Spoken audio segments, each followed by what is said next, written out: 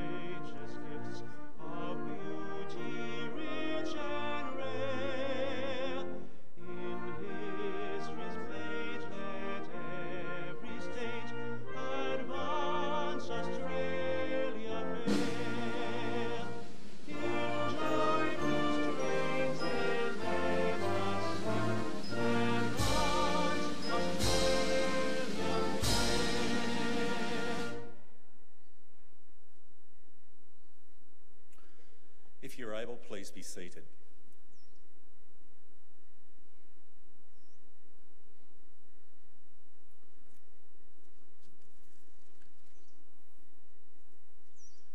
The Australian War Memorial was the vision of Charles Bean, Australia's First World War official historian. Bean landed with the Australian troops on Gallipoli and stayed with them at the front through to the end of the war. The idea of this national memorial and museum came to him at Pozières, France, in the depths of the bloody fighting of 1916. Bean's idea was that this would be a place where families and friends could mourn loved ones buried in faraway places. It would also be a place that could help all Australians understand what these men and women had endured and what they had done for us. Bean's vision, to which we remain true, is best expressed as inscribed in the entrance to the memorial's galleries. Here is their spirit, in the heart of the land they loved, and here we guard the record which they themselves made. Tonight we'll read the story behind just one of those on the Roll of Honour, which lists the names of more than 102,000 men and women who have given their lives for us in war and operations over more than a century. But first we present a lament, Flowers of the Forest. Wreaths and floral tributes will now be laid at the base of the Pool of Reflection.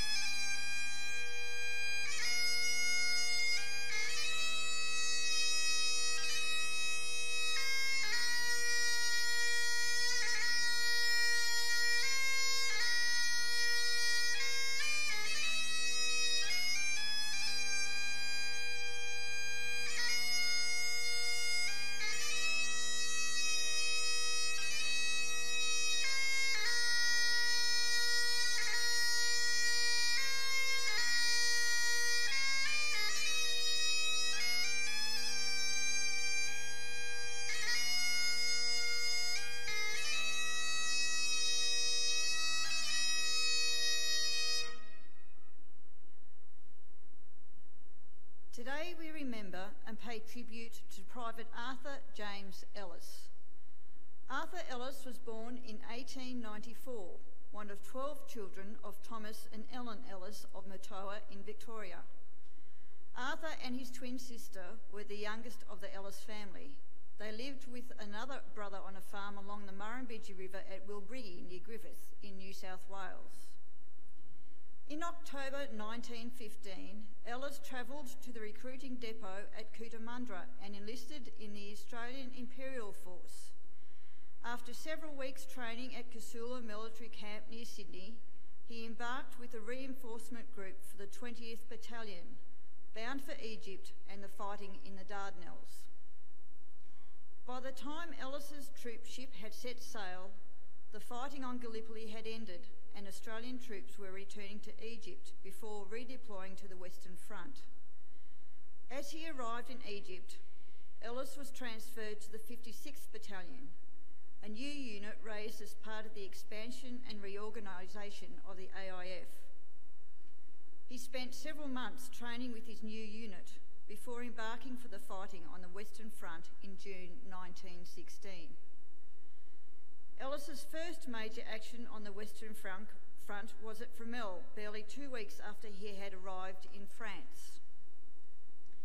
In a costly and unsuccessful action, Ellis was one of 5,000 Australian casualties sustained in less than 24 hours of fighting on the night of the 19th and 20th of July 1916.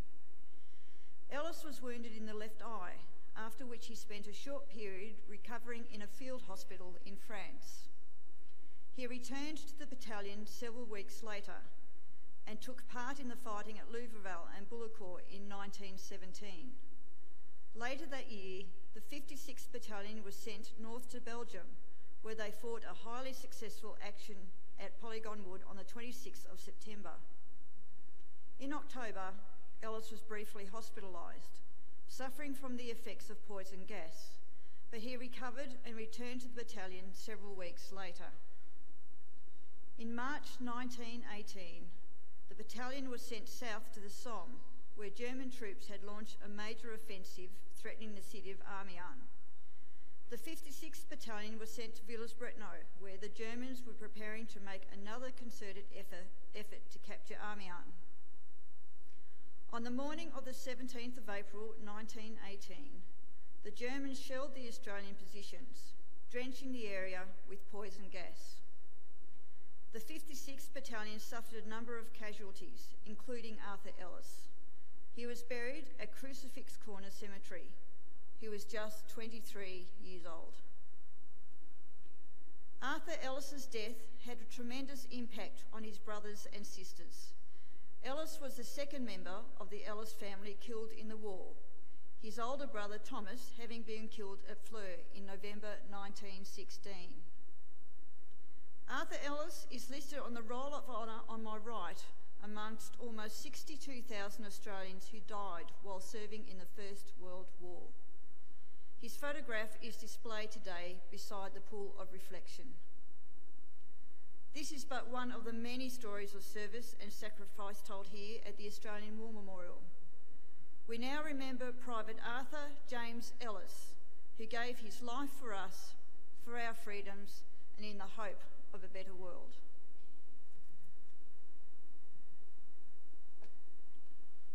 Please stand for the reading of the ode and sounding of the last post.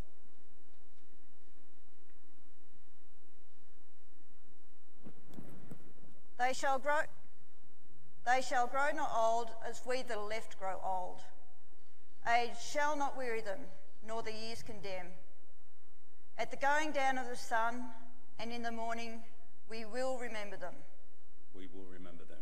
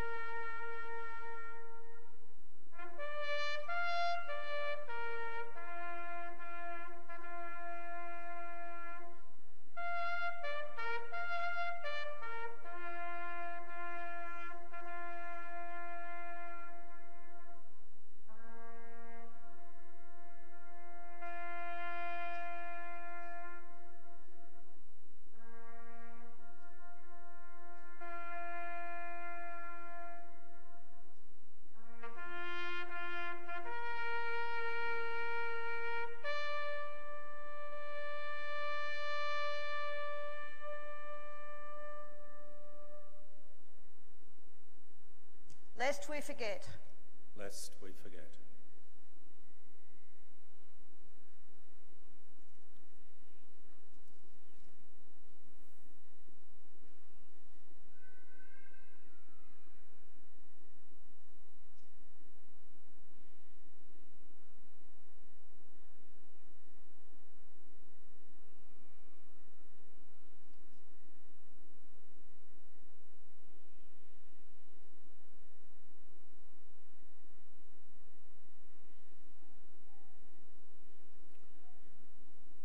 We leave you this evening with the words of the memorial's founder, Charles Bean. Many a man lying out there at Pozières or in the low scrub at Gallipoli, with his poor, tired senses barely working through the fever of his brain, has thought in his last moments, well, it's over. But in Australia, they will be proud of this. Ladies and gentlemen, girls and boys, that concludes this evening's last post ceremony. We thank you for visiting the Australian War Memorial and wish you all a very good evening. Thank you.